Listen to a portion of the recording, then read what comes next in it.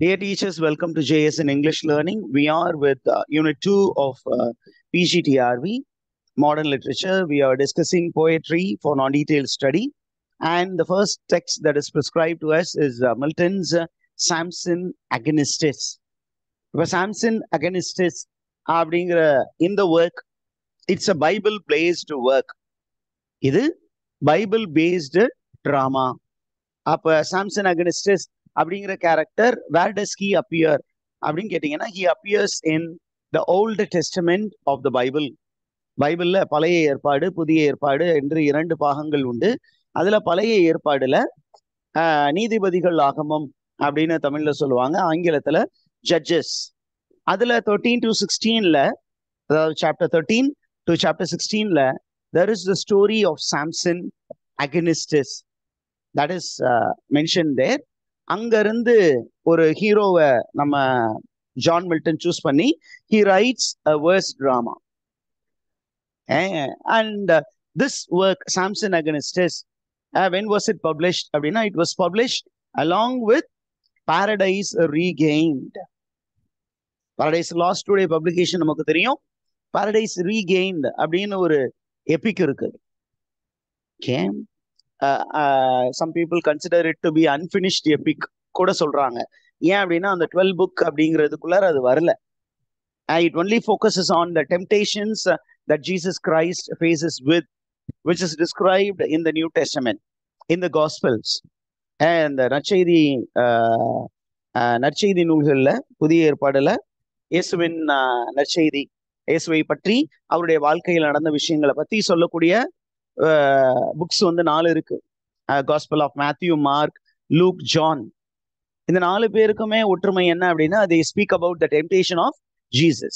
ஏசு கிறிஸ்து 30வது அகவையில் 30 வருஷம் ஆனதுக்கு அப்புறம் he went to be baptized in the river Jordan by Saint John the Baptist.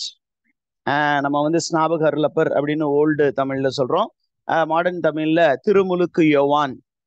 அவர்கிட்ட இவர் ஞானஸ்தானம் வாங்கினா, ஞானஸ்தானம் முடிஞ்சோடனே the Holy Spirit led him into the desert where he fasted and prayed for 40 days. அந்த 40 days முடிஞ்சோடனே நடக்கக்கூடிய temptation that becomes the main focus of Paradise Lost. அந்த Paradise Lost to Samson Agonistes, these 2 works were published together as one volume in the year 1671. 1671ஆம் ஆண்டு publish பண்ணப்பட்டது.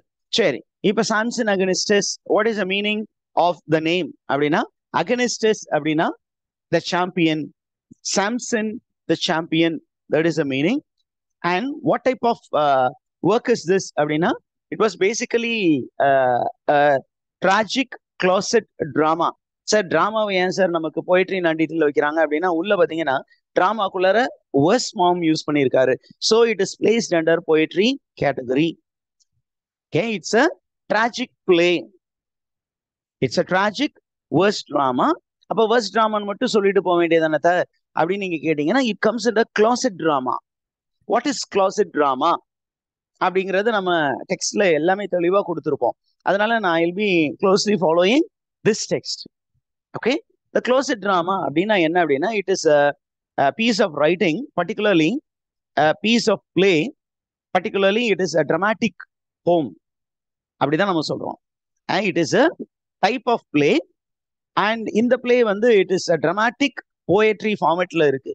A drama which is described using verse, but in the particular drama is not to be enacted on the stage, but it is meant to be read in private study room. அதனாலதான் இத closet, நம்ம foreign கண்ட்ரீஸ்ல closet அப்படின்னு சொல்லி இருக்கோம். Closet அப்படின்னா it's a private space. அந்த private ஸ்பேஸ்ல உட்கார்ந்து படித்து அது நம்முடைய கற்பனையில நடக்கிற விஷயங்களை எல்லாம் நம்ம பார்க்கலாம். பட் இத டிராமாவா ஸ்டேஜ் பண்றது அப்படிங்கிறது கூடாது. அந்த மாதிரி ஒரு டிராமா தான் இந்த drama Samson Agonistes. Did you understand this concept, teachers? Yes, sir. Yes. Now, அப்படியே கொஞ்சமா மூவ் பண்ணி பார்ப்போம். நம்ம ஏற்கனவே தெளிவா சொல்லிட்டோம். Samson Agonistes is a Bible based what is it drama or Bible based closet drama ன்னு சொல்லலாம், பைபிள் பேஸ்டு dramatic poemனு சொல்லலாம். எப்படி சொன்னாலும் தப்பு கிடையாது. ஆனா நம்ம கொஸ்டின்ல என்ன மாதிரி ஃபோக்கஸ் பண்ணி கொஸ்டின் கேட்டிருக்காங்க, அதுக்கு தகுந்தாப்புல ஆப்ஷனை சூஸ் பண்ணணும்.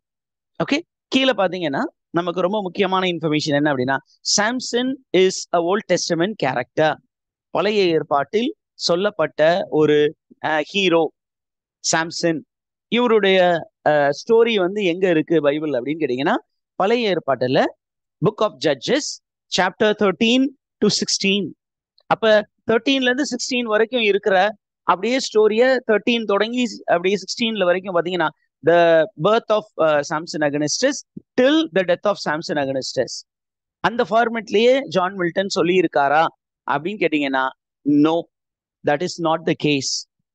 He doesn't chronologically narrate the story of Samson Agonistes. Instead, John Milton என்ன பண்ணியிருக்காரு அப்படின்னா, ரொம்ப அழகாக he has dramatized the story beginning from the book of Judges chapter 16 verse 23. அப்ப எங்க சார் எக்ஸாக்ட்லி அப்படின்னா, சாம்சன் அகனிஸ்டஸ் உடைய பேக்ரவுண்ட் ஸ்டோரி பாத்தீங்கன்னா, Samson belongs to the Israel tribe. Israel குலத்தை சேர்ந்த ஒரு மாவீரன். இந்த இஸ்ராயேல் குலம் அப்படிங்கிறது it is a chosen race of God Yahweh. Yahweh அப்படின்னு சொல்லுவாங்க, இல்ல ஜெகோவான்னு சொன்னாலும் தப்பு கிடையாது. அல்லது God of the Old Testament. அந்த God of the Old Testament என்ன பண்றாரு, இஸ்ராயேல் அப்படிங்கிற ஒரு குலம், யாக்கோபின் 12 புதல்வர்கள். அந்த 12 புதல்வர்களுக்கு 12 குலம். அந்த 12 குலத்துல chosen race is the Israel race. இந்த இஸ்ரேல் ரேஸ்ல அந்த மக்கள் வந்து they were not a very big community but a good number of people. But அவங்கள சுத்தி இருந்தவங்க எல்லாமே நான் பிலீவர்ஸ், வேற்று தெய்வங்களை வழிபட்டு கொண்டிருந்தவர்கள். அப்ப they were trying to persecute Israelites because under the protection of the God of the Old Testament, Israelites were thriving and அவங்க நல்லபடியா வாழ்ந்துகிட்டு இருக்கும் பொழுது அதை பார்க்கும்போது மற்ற மக்களுக்கு பயங்கரமாக கோபம் வந்தது, எரிச்சல் வந்தது. அதனால இந்த மக்களை வந்து பெர்சிக்யூட் பண்ணலாம் அப்படின்னு பெர்சிக்யூட் பண்ற டைம்ல Israel people were praying to God to send somebody to defend the tribe. அந்த ஒரு காலகட்டத்துல தான் மனோவா அப்படிங்கிற ஒரு மனிதர் இருக்கார். அந்த மனோவாவுக்கும் அவருடைய மனைவிக்கும் ஒரு ஏஞ்சல் அப்பியர் ஆகி, உனக்கு ஒரு குழந்தை பிறக்கும், அந்த குழந்தை வந்து இந்த இஸ்ரேல் ட்ரைபை டிஃபெண்ட் பண்ற மாதிரி ஒரு பெரிய சாம்பியனாக இருப்பான் அப்படின்னு சொல்றாங்க. அப்ப என்ன இன்ஃபர்மேஷன் கிடைக்குது அப்படின்னா, சாம்சன் அவருக்கு பவர் இருக்கும். he will have lot of power. Hercules power like Hercules விட I think sir there is some disturbance. Hercules teachers kindly mute yourself. Balaji sir, kindly mute yourself. Okay, அவருக்கு Hercules எவ்வளவு பலசாலியோ அதை விட பலம் இருக்க மாதிரி அவருக்கு ஒரு பவர் இருக்கும். ஆனா இந்த பவர் எங்க இருக்கும்? Where does the power of Samson Agonistes rest அப்படின்னா, it is there in his hair. அவர் தலைமுடியில் இருக்கும். And he is not suppose to be tonsured. ஏன்னா தலைமுடியை வந்து டான்ஷர் பண்ணக்கூடிய பழக்க வழக்கங்கள் இருந்த காலத்துல இவருடைய முடியை வந்து டான்ஷர் பண்ணக்கூடாது அப்படின்னு கடவுள் சொன்னாரு. ரெண்டாவது, வேற்று இனத்திலிருந்து அவருக்கு ஒரு துணையை தேடக்கூடாது அப்படிங்கிற மாதிரியும் ஒரு படிப்பினை கொடுக்கப்பட்டது. அப்ப இந்த Samson when he grew up he became the defender of the Israel tribe. Israel ட்ரைபுடைய டிஃபெண்டராக இருந்தார். அப்ப அவங்களுக்கு எதிரியாக இருந்த ட்ரைப் என்ன அப்படின்னா the Philistines. You will find it in the 5th point. Okay, Philistines அப்படிங்கிற ஒருத்தவங்க இருந்தாங்க. அந்த மக்கள் என்ன பண்ணுவாங்க, they were often disturbing Israelites, and whenever there was disturbance, it was Samson who actually chased the Philistines away. Sometime he met hundreds and thousands of Israel, Philistines, and he defeated all of them. And the Philistines did not know where the power of Samson rests. அதனால அதை கண்டுபிடிக்கிறதுக்காக ஒரு முயற்சியில் இறங்கினார்கள். அப்பொழுது என்ன நடந்தது அப்படின்னா, நம்ம மெட்டீரியல்ல அந்த ஒரு இன்ஃபர்மேஷன் மட்டும் இருக்காது. என்ன அப்படின்னா, there was a conflict between Philistines and Israelites against the will of God. Okay, against the will of God. Some of the elders they came up with the information that they can establish a truce, ஒரு ceasefire, ஒரு piece negotiation try பண்ணலாம் அப்படின்னு முயற்சி பண்ணாங்க. அந்த முயற்சியில என்ன பண்ணாங்க அப்படின்னா, சாம்சனுக்கு எதை பண்ணக்கூடாதுன்னு கடவுள் சொல்லியிருந்தாரோ அதை பண்ண முயற்சி பண்ணாங்க. என்ன அப்படின்னா, அந்த பிலிஸ்டைன்ஸ் ட்ரைபில் இருந்து ஒரு பெண்மணியை சாம்சனுக்கு திருமணம் செய்து வைத்தார்கள். And Samson had to accept it because it is for the larger community. ஏன் அப்படின்னா, according to the tradition, for a community, one man can undergo any kind of sufferings or one man can sacrifice himself அப்படிங்கிற ஒரு concept இருந்தது. அதனால அவன் என்ன பண்ணான், okay அப்படின்னு கல்யாணம் பண்ணிட்டான். But he was not quite happy with the woman, and the woman was also not happy. And later he fell in love with a woman called Dalila. And in the Dalila was a very strong Philistine. She was a patriotic woman. அவ என்ன பண்ணா அப்படின்னா, she wanted to favor her tribe. So she acted as if she loved Samson, and she married him. And because Samson was under, how to say, sorry, he was very much taken by the female charm of Dalila, he disclosed the secret to Dalila. Dalila கிட்ட அவளுடைய அழகில் மயங்கி போய் என்ன பண்ணா, அவகிட்ட உண்மையை சொல்லிட்டான். என்ன அப்படின்னா, என் தலைமுடியில தான் என்னுடைய ஸ்ட்ரென்த்தே இருக்கு அப்படின்னு கடவுள் சொல்லியிருக்காரு அப்படின்னு சொன்னோன்னே அவ என்ன பண்ணிட்டா, he made arrangement for tonsuring the hair of Samson against us. And when the hair was removed, Samson against us lost all his physical strength. And immediately Philistines overpowered Samson against us. They took him to the headquarters of their country. It is a place named Gaza. And there they blinded him. அவன் கண்ணை குருடாக்கி அவனை என்ன பண்ணிட்டாங்க, they put him into prison.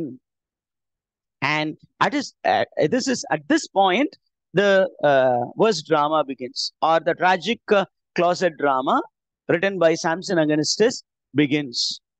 Okay, இது வரைக்கும் புரிஞ்சுச்சா teachers? Okay, அப்ப நம்ம ஸ்டோரி எங்க தொடங்குது அப்படின்னா, Samson is blinded after his hair being tonsured. He has lost his power. அவனை கண்ணை குருடாக்கி அவனை என்ன பண்ணியிருக்காங்க அப்படின்னா, he has been put in a cell, prison in Gaza. அதனாலதான் அதை பேஸ் பண்ணி ஒரு நாவலுக்கு ஒரு டைட்டில் ஒருத்தர் கொடுத்தாரு. What is the title of the book and who is the author? A modern writer. Eyeless in Gaza. Eyeless in Gaza by Aldous Huxley.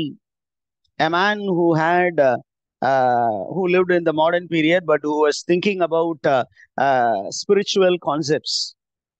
Okay, who tried to mix spiritual concepts with science and development in literature. அதுதான் Aldous Huxley. இங்க பாத்தீங்கன்னா, the psychological trauma of Samson against us, the psychological sufferings of Samson against us is being discussed in the play Samson against us. Okay, he is blinded and he is put in chain. அந்த மாதிரி அவனை புட்டு வச்சிருக்கும் போது, what is the mindset of Samson against us அப்படிங்கிறது தான் நமக்கு இந்த அழகான ஒரு வேர்ஸ் டிராமாவாக கொடுக்கப்பட்டு இருக்கிறது. And what is the theme of the poem? The theme of the poem அப்படின்னு கேட்டீங்கன்னா, predominant theme is blindness,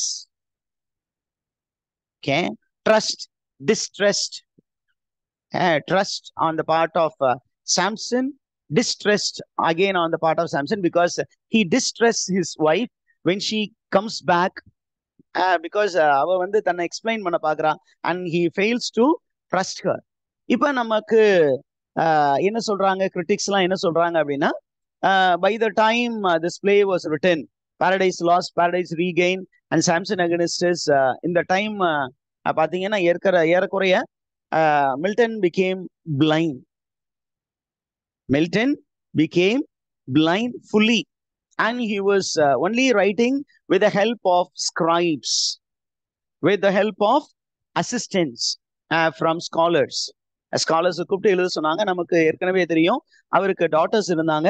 Plus you have a very famous secretary, Andrew Marvell, who helped John Milton in writing Paradise Lost, Paradise Regained and Samson Against Us. இப்ப நிறைய critics என்ன சொல்றாங்க அப்படின்னா, நம்ம play open பண்ணி பார்க்கும்போது Samson is in prison and he feels very sorry for not having used his gift worthily. கடவுள் எனக்கு ஒரு திறனை கொடுத்திருக்கிறார், அந்த திறனை என்னை நம்பி ஒப்படைத்திருக்கிறார், அந்த திறனை நான் சரிவர பயன்படுத்தவில்லை அப்படிங்கிற ஒரு ஃபீலிங் அவன்கிட்ட இருக்கு. அண்ட் அதற்கப்புறம் பாத்தீங்கன்னா இந்த eye sight is seen as a symbol of being closer with God. Eyesight அப்படிங்கிறத என்னன்னு பாக்குறான் Samson? He sees as a symbolic attachment with God. ஆனா when he was blinded, he feels that he has been taken away, he has been taken far away from God. கடவுளை விட்டு வெகு தொலைவு சென்று விட்டதாக அவன் உணர்கிறான். And he feels that he is like a serpent which is caged. அப்படிதான் இந்த ஸ்டோரியே begin ஆக போகுது. அப்ப how does the story begin அப்படின்னா, the story begins following the Greek technique. What is the Greek technique? In medias res. What is the meaning of in medias res? In the middle of the text. In the middle of the text or in the middle of a action. அப்ப அந்த story வந்து somewhere in the middle. அவன் தொடங்கும் போது there is a prison. அந்த பிரிசனுக்குள்ளார இவன் உட்கார்ந்து தன்னையே நொந்து கொண்டு இருக்கிறான். அப்ப இவனுடைய பிளாஷ்பேக் என்ன, அப்புறம் the present ஸ்டோரி என்ன அப்படிங்கிற மாதிரி தான் ஸ்டோரி நகர போகிறது. இப்ப இந்த சாம்சன் அகென்ஸ்ட் அஸ்ல பாத்தீங்கன்னா you have very few what is it, ரொம்ப அதிகமான கேரக்டர்ஸ் இல்லை, ஆனா ரொம்ப இம்பார்ட்டண்டா நம்ம சொல்ல வர்றது என்ன அப்படின்னா, you have the employment of chorus. The employment of chorus. அந்த கிரீக் ட்ரெடிஷனை ரொம்ப அழகாகவே ஜான் மில்டன் இதுல ஃபாலோ பண்ணியிருக்காரு.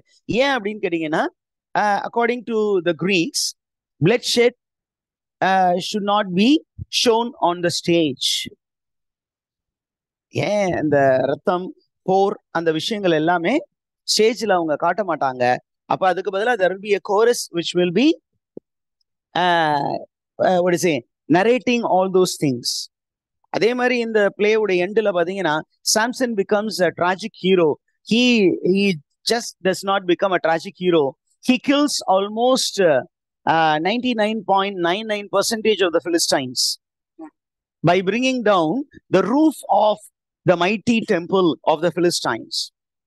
அவங்க தன்னுடைய இஷ்ட தெய்வத்திற்கு வழிபாடு நடத்தி கொண்டு இருக்கிறார்கள். எதனால அப்படின்னா, they are very happy that their deity has handed over Samson against us into their hand. அதனால அதற்கு ஒரு பெரிய திருவிழா எடுக்கிறாங்க. டிராகன் காடுக்கு ஒரு திருவிழா எடுக்கிறாங்க.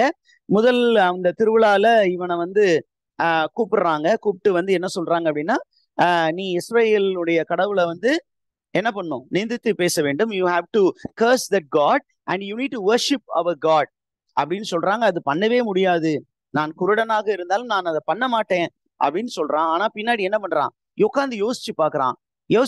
என்ன யோசிச்சு பாக்குறான் அப்படின்னா, இந்த மக்களை எல்லாம் பழி வாங்கணும்னா ஒரே ஒரு வாய்ப்பு, இந்த பிரிசன்ல இருந்து வெளியில போகணும்.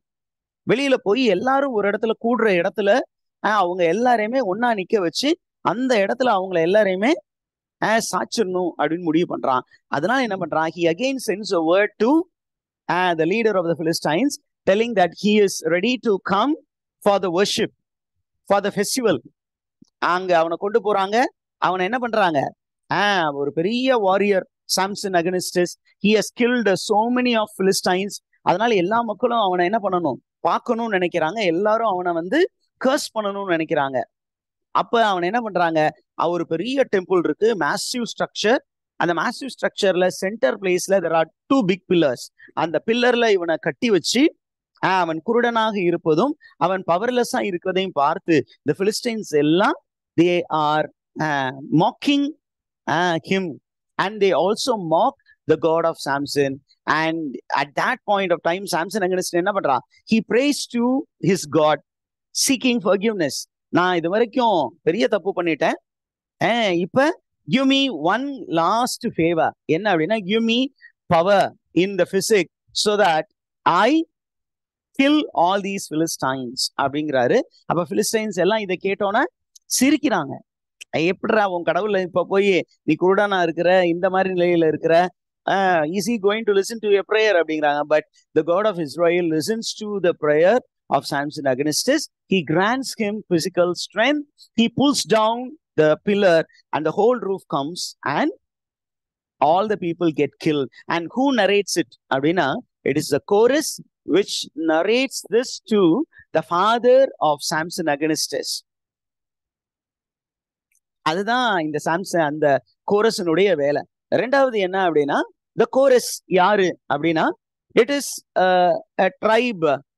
It's a tribal elders of a particular tribe called, what is the name of the tribe? Let me